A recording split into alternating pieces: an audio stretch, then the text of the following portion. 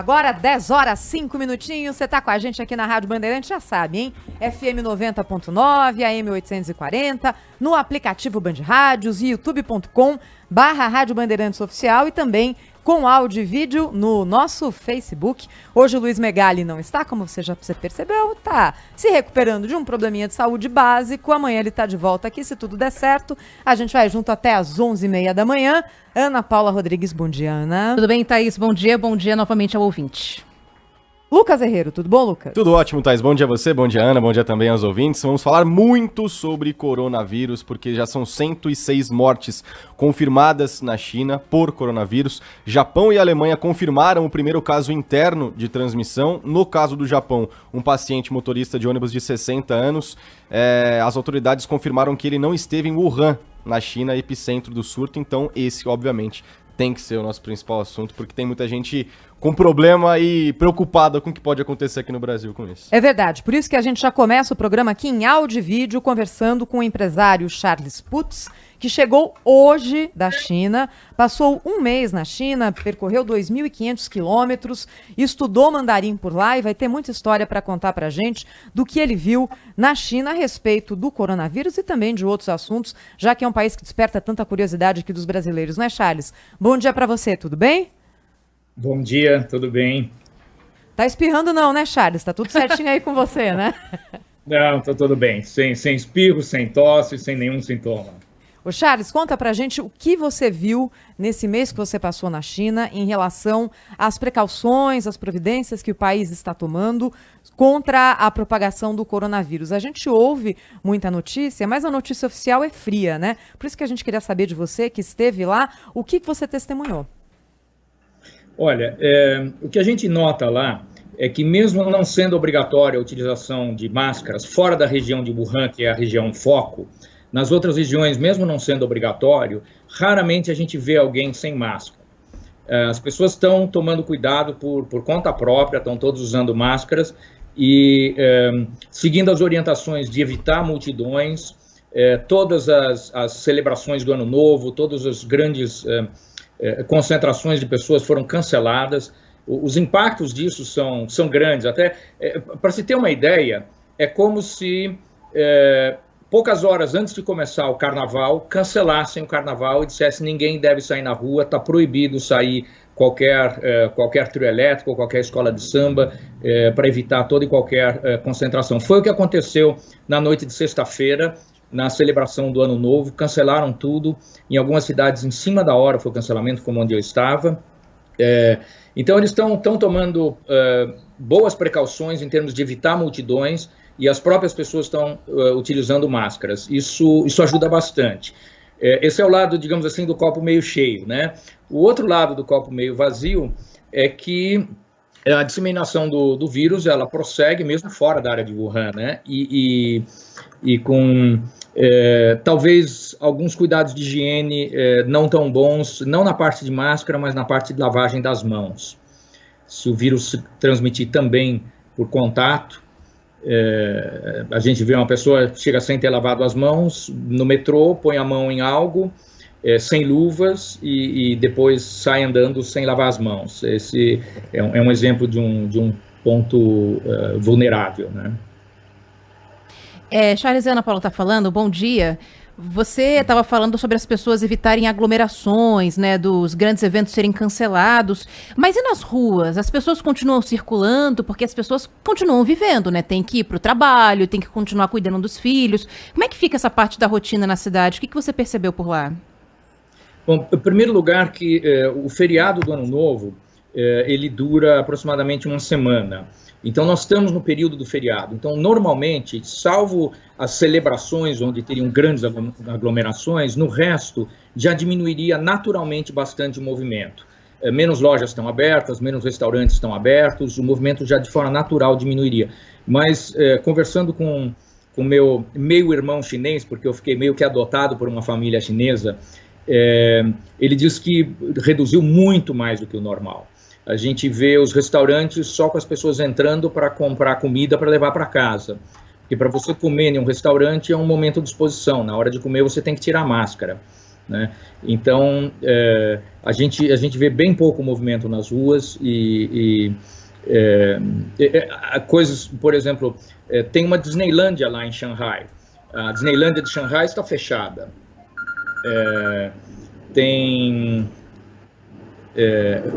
Nós continuamos com contato? Sim, estamos me ouvindo bem. Tá. Então, tem alguns shoppings que já estão fechando completamente, os que estão abertos tem poucas pessoas andando e com máscaras. Então a gente vê que as pessoas estão evitando sair de casa sem haver necessidade para sair. Por coincidência, sendo feriado, está todo mundo trancado dentro de casa, acompanhando as notícias ou jogando jogo típico chinês que eles costumam jogar em casa nessa época do ano. Charles, o que você pode contar para o nosso ouvinte a respeito dessa região onde foi detectado pela primeira vez esse novo tipo de coronavírus, né? Já que ele já existia numa forma mais leve, aparentemente. Acho que a China ainda é um país pouco conhecido aqui no Brasil, apesar da gente reconhecer a enorme importância que o país hoje tem como parceiro comercial do Brasil, na economia mundial, mas é um país continental, né? Com muitas diferenças. Essa região especificamente tem que tipo de característica? A China é uma coisa que talvez os brasileiros não tenham ideia da dimensão direito, ela territorialmente é maior do que o Brasil. É o segundo maior país do mundo em território. A região de Wuhan, que é onde surgiu o foco, é uma região central, é uma região crítica porque ela é um ponto de passagem entre o oeste e o leste e entre o norte e o sul. Então, é uma região que tem uma importância bastante grande para tudo que circula por dentro da China. E parece que um grande problema é que demoraram para agir e para isolar a região. Mas hoje a região está isolada, ninguém pode sair de Wuhan, ninguém pode entrar em Wuhan. Então a transmissão do vírus não está mais saindo de Wuhan, está contida lá dentro. E o que eu observei foi o que estão fazendo fora da região de Wuhan para conter o vírus, que é a região que eu estava. Eu percorri mais de 2.500 quilômetros, mas tudo fora da região de Wuhan. Eu não estive onde o problema está maior, onde está o foco, onde o vírus começou a se espalhar. E você, essa volta para o Brasil já estava programada, Charles, ou você debandou assim que percebeu que a coisa estava se agravando e o vírus estava se alastrando mesmo? Na verdade, eu só antecipei pouca coisa. Já estava programado eu voltar agora no final de janeiro. E as aulas até que eu estava tendo lá, tem professor que está até se recusando a ir para a escola e está dando aula por Skype. Tem professor que ainda vai para a escola. Tá uma coisa assim, um pouco não muito bem definida. Então, por exemplo, na classe, são classes pequenas, poucos alunos, onde eu estava estudando mandarim. Tem gente que vai e não usa máscara dentro da classe, dizendo, não, está todo mundo usando máscara em todos os lugares onde é perigoso, então ninguém aqui foi contaminado, então eu não preciso usar aqui, porque a máscara incomoda um pouco.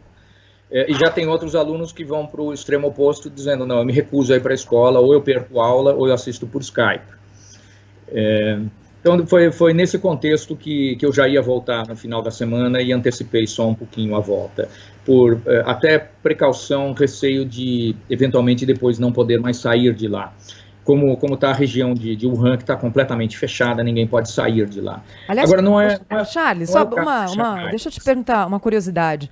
Como é que as autoridades chinesas conseguem isolar uma metrópole com 10, 11 milhões de habitantes, né? A gente fica pensando nas grandes cidades aqui do país, imaginando como seria uma espécie de bloqueio em São Paulo, no Rio, Porto Alegre, que é menor, Belo Horizonte, enfim.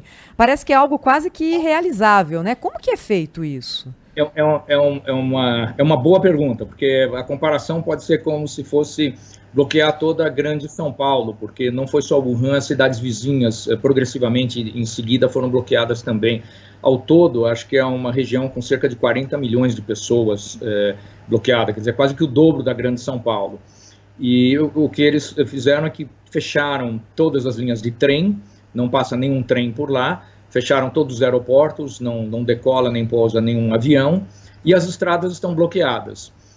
Não tem ônibus intermunicipal, em algumas cidades, parece que em Wuhan não tem nem ônibus local, metrô, não sei, não é certo, acho que em Wuhan não está funcionando. A ideia é evitar que as pessoas se desloquem. E não tem como sair da cidade nem de carro, porque a estrada está bloqueada. Ônibus, trem, avião, tudo bloqueado. Você tem uma área grande por onde você consegue circular, mas você não consegue sair de lá. Essa é a região que está contida lá. Eu não cheguei, como eu disse, a entrar nessa região. O que eu vi na restante da China, por onde eu circulei, sim, foram trens fantasmas. Tinha momentos que eu e o meu colega éramos as duas únicas pessoas dentro de um trem enorme. Vagões e mais vagões sem ninguém.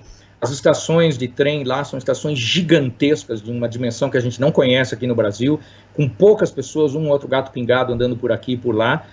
As pessoas realmente estão evitando se locomover desnecessariamente. E o Ano Novo Chinês é quando todo mundo vai de volta para sua cidade natal visitar os seus parentes. Como isso eclodiu logo antes do Ano Novo Chinês, o que aconteceu é que a maioria das pessoas cancelou as suas viagens e ficou nas suas casas. Os que não cancelaram estão tendo que viajar de volta agora, mas a maioria cancelou, então está tendo muito pouco deslocamento dentro da China atualmente. Charles, bom dia. Lucas Herrero falando aqui, obrigado por atender a Rádio Bandeirantes. Queria entrar num aspecto que a gente conversou em off antes da nossa entrevista com relação ao presidente da China, o Xi Jinping, que ele foi muito criticado por fazer um discurso de Ano Novo, do Ano Novo Chinês, que foi no dia 25 de janeiro, numa praça pública, inclusive ignorando o vírus e aglomerando muitas pessoas nessa praça pública.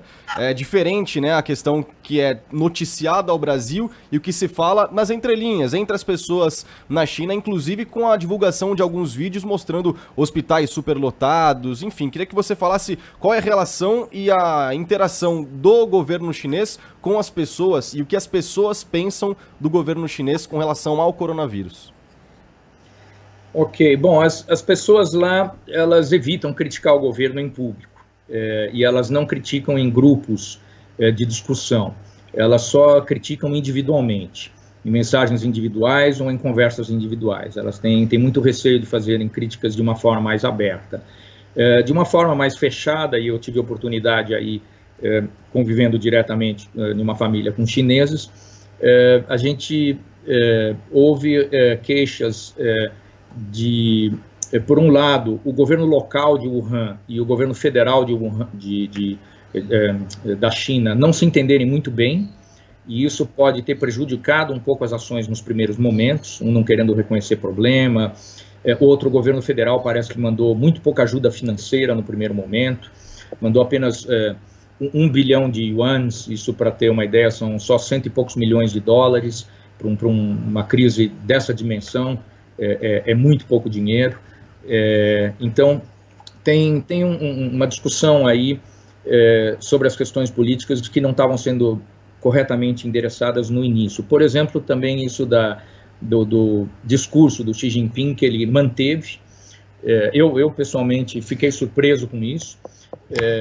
Eu achei que ele teria cancelado, foi a única coisa que não foi cancelada, e só que nós temos que, por outro lado, também contextualizar, o discurso dele foi em Pequim. Pequim não está dentro do foco de perigo. Se a gente for olhar uma questão de proporção, Pequim é uma cidade de muitos milhões de habitantes, e a quantidade de pessoas que estavam infectadas no momento do discurso lá eram, não sei se 10, 20, era uma quantidade relativamente pequena. Se fosse medir em termos percentuais, era 0,0 alguma coisinha. Então, o risco de contaminação naquele momento, efetivamente, não era tão alto. Mas foi um exemplo ruim que ele deu, e ele até apareceu na televisão mais tarde, não propriamente se desculpando, mas indiretamente se desculpando, e recomendando que suspendessem todas as demais concentrações públicas. A gente está conversando com o Charles Putz, empresário brasileiro, chegou hoje da China, passou um mês viajando por lá e está contando para o nosso ouvinte o que viu na China. Eu queria te perguntar, Charles, como que essa história da China construir um hospital gigante em 1, 2 semanas, é isso mesmo, Charles? Até o meu irmão lá, até ele estava assim, cético de se fariam isso mesmo, uma construção assim tão rápida.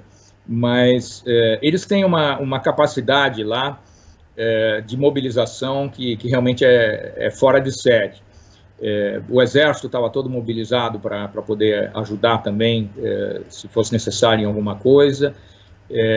E a gente anda pela China, a gente passa por várias cidades em que a gente vê uma quantidade de guindastres enormes e de obras e de construções, principalmente de prédios residenciais em cidades que eram pequenas e estão virando cidades grandes e se verticalizando muito rapidamente. Então, o dinamismo da China é tremendo. E eles têm a capacidade, então, de concentrar tudo isso onde estiver precisando de esforços. O mais, talvez, extraordinário desse hospital sendo construído em tão pouco tempo é de conseguir fazer a terraplanagem, preparar todo o terreno em tão pouco tempo, porque em seguida foi uma construção pré-fabricada que ainda está sendo montada e colocada lá, mas de uma dimensão também muito grande. Charles, não é a primeira vez que a China enfrenta surtos de doenças, né? Você estava falando que algumas pessoas não vão para as ruas, a maioria vai comprar comida e volta para casa. As pessoas reagem com uma certa normalidade, já habituadas a esse tipo de orientação, ou a preocupação é muito grande entre os chineses? Não, eles não reagem como uma coisa normal, não. O último grande surto terminou em 2013, começou em 2012, então já faz aí 7 anos que terminou. Por exemplo, o garoto com quem eu estava convivendo tem apenas 17 anos, então ele tinha só 10 anos de idade naquela época. Para ele, passou um período enorme. Da última vez, pelo que eu entendi, eles foram menos cautelosos, menos pessoas usavam máscaras, algumas pessoas achavam que era exagero e que não havia necessidade. Inclusive, hoje a gente ainda vê alguns idosos, às vezes, andando sem máscaras. Parece que eles são um pouco mais cabeça dura. Mas as pessoas mais jovens, todas bem protegidas e parece bastante conscientes. Parece que tem mais ou menos que 2 Chinas. As pessoas que vivem ainda num mundo antigo, e essas tendem a ser mais conservadoras para o bem e para o mal, e as pessoas que já vivem a China de hoje, que está se tornando um país desenvolvido e moderno. Charles, com relação às pessoas que foram infectadas, você chegou a ter contato com alguma ou tem alguma informação do seu prédio? Alguém chegou a ser internado por causa da infecção por coronavírus? Pois é.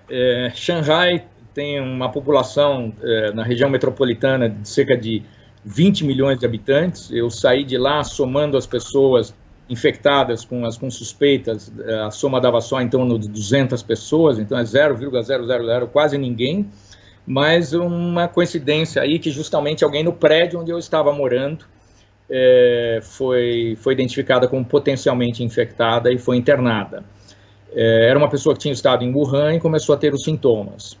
Eu acabei de manter contato agora com meus colegas lá, ainda não está confirmado se ele está mesmo infectado, mas de qualquer forma eu estou tranquilo da minha parte, porque eu morava no andar térreo, não pegava elevador, nunca tive nenhum contato com ele, ninguém na casa onde eu estava morando tinha nenhum contato com ele. Mas sim, uma coincidência, justamente onde eu estava teve alguém, e isso mostra que pode ter em qualquer lugar, e qualquer outro morador do prédio que possa ter tido contato com ele sem máscara dentro do elevador, ou até abrindo ou fechando uma maçaneta, alguma coisa, poderia estar contaminado e estar na fase de incubação. Acho que esse é um grande receio que tem, chega a causar quase que histerismo, pânico para algumas pessoas, é o fato de que o vírus pode ser transmitido na fase de incubação, a fase de incubação pode ir até 2 semanas, e que esse vírus é altamente contagiante. Então, ele requer muito cuidado, muita atenção. Mas, por outro lado, dizem que até 2 semanas, mas o mais provável é que o período de incubação seja bem menor. E no período de incubação, ele é contagioso, mas é mais difícil se contaminar no período de incubação. No período de incubação, a pessoa não tosse, a pessoa não espirra.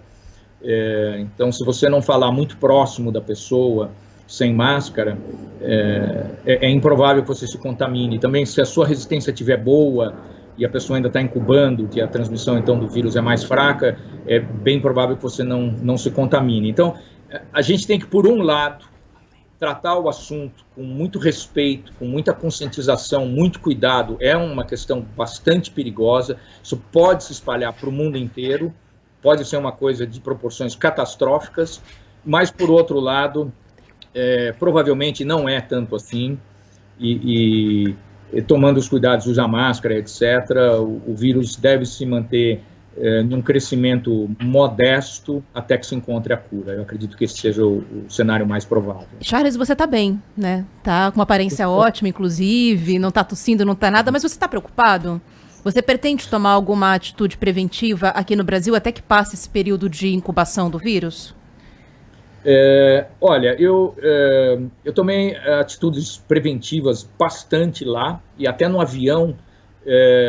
No avião, todo mundo saindo da China usou máscara por vontade própria, nós não fomos obrigados. Só que são 13 horas de voo saindo de lá, as pessoas tiveram que se alimentar no voo. E na hora de se alimentar, esse é um ponto de vulnerabilidade, as pessoas tiram as máscaras, um sentado bem ao lado do outro.